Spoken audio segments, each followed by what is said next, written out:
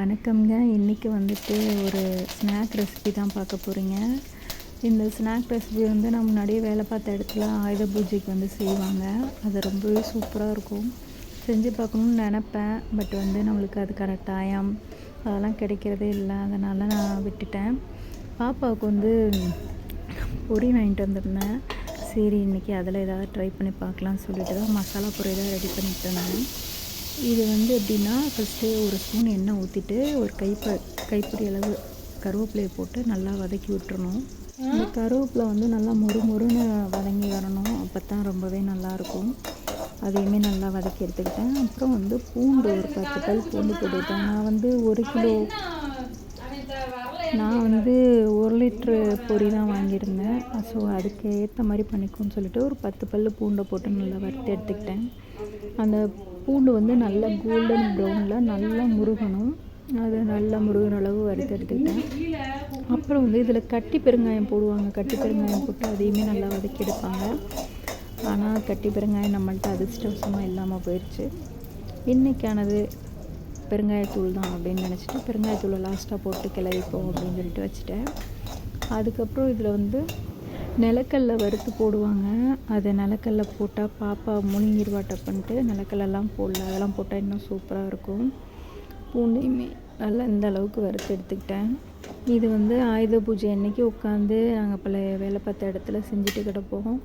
இதை வந்து லிட்ரு கணக்கு நிறையா பேர் அங்கே வேலை பார்ப்பாங்க. அவங்க எல்லாருக்குமே இதே பொரி தான் கொடுக்குற மாதிரி இருக்கும். காலஞ்சி கொடுக்குறக்கு இதை தான் ரெடி பண்ணிகிட்ருப்போம்.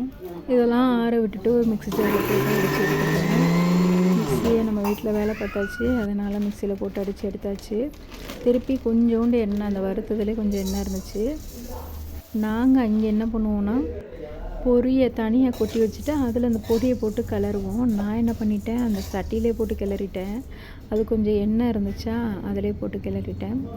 அதிலே இந்த பொடியையும் போட்டு நல்லா கிளறி விட்டுட்டேன். அரைச்சோன்னா அது வந்து கொஞ்சம் பேஸ்ட்டு மாதிரி தான் வரும். இருந்தாலும் நம்ம கையை வச்சு தான் கொஞ்சம் கிளறி விடுற மாதிரி இருக்கும். அப்புறம் நம்ம வந்து கலர் மாறுற அளவுக்கு மஞ்சள்தூள் போட்டுட்டு, உப்பு அதிலே இருக்கும். உப்பு ஆட் பண்ண தேவையில்லை.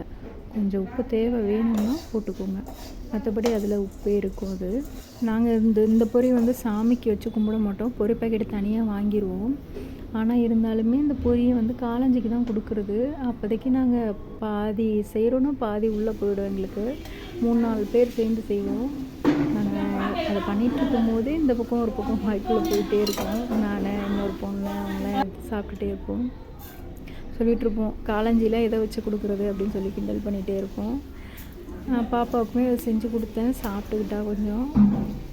அவளுக்கு ஏதாவது ஸ்நாக் ஐட்டம் கொடுக்கணும்னு தோணிகிட்டே இருக்குது. என்ன கொடுக்குறதுன்னு தெரிய மாட்டேது. ஏதோ எனக்கு தெரிஞ்ச அளவு கொடுத்துட்ருக்கேன்.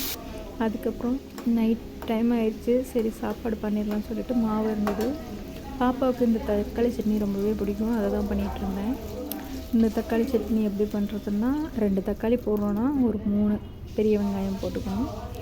அதுக்கப்புறம் ஒரு 5-6 பல் பூண்டு போட்டு மிக்சியில் நல்லா அடித்து எடுத்துகிட்டு எண்ணெய் ஊற்றி காஞ்சி வந்ததும் கடுகு உளுந்தம்பருப்பு போட்டு பெருங்காயம் வச்சுருந்தோன்னா பெருங்காயம் போட்டுக்கலாம். பெருங்காயத்தூள் இருந்ததுன்னா அது லாஸ்ட்டாக போட்டுக்கலாம். போட்டுட்டு இந்த சட்னியை ஊற்றி அப்படியே கிளறி விட வேண்டியதான். தேவைக்கேற்ப மிளகாத்தூள் உப்பு போட்டு நல்லா கொதிக்க விட்டுணும். இது நீங்கள் எங்கேயாவது வெளியூர் போகிறீங்க, லாங் ட்ராவல் பண்ணுறீங்க, குடும்பத்தோட குலதெய்வ கோயிலெலாம் போகிறோன்னா நாங்கள் இதை தான் பண்ணி எடுத்துகிட்டு போவோம். ரொம்பவே சூப்பராக இருக்கும். கெட்டு போகாது சீக்கிரம்.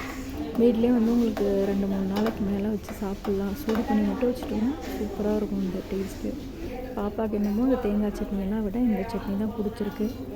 அந்த பக்கம் சட்னியை கொதிக்க விட்டுட்டு இந்த பக்கம் தோசையும் ஊற்றிட்டுருந்தேன். இந்த தோசைகளில் ரொம்பவே மக்கர் பண்ணும். எனக்கு சின்ன பிள்ளைலலாம் தோசை ஊற்றுறதுக்குன்னா கடுப்பாக வரும்.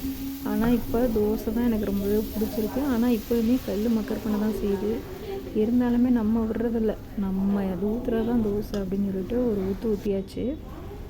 சட்னியுமே நல்லா வந்து வற்றி வந்துருச்சு.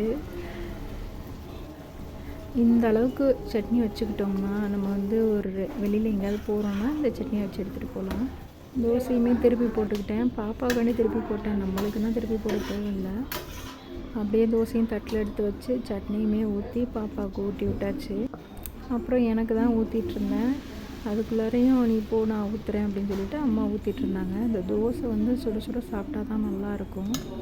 பாப்பா இடையிலே வீடியோவில் வந்துட்டு போயிட்டுருக்கா. எங்கள் வீட்டில் பார்த்தீங்கன்னா அன்றைக்கி சிக்கன் வச்சுருந்தாங்க. எனக்கு சிக்கன் என்னமோ பிடிக்கல. அதனால நானும் பாப்பாவும் இந்த சட்னி வச்சு தோசை வச்சு சாப்பிட்டு தூங்கிட்டோம். நீங்களும் வெளியூர்லாம் போகிறீங்கன்னா இந்த சட்னி வச்சு ட்ரை பண்ணி பாருங்கள்.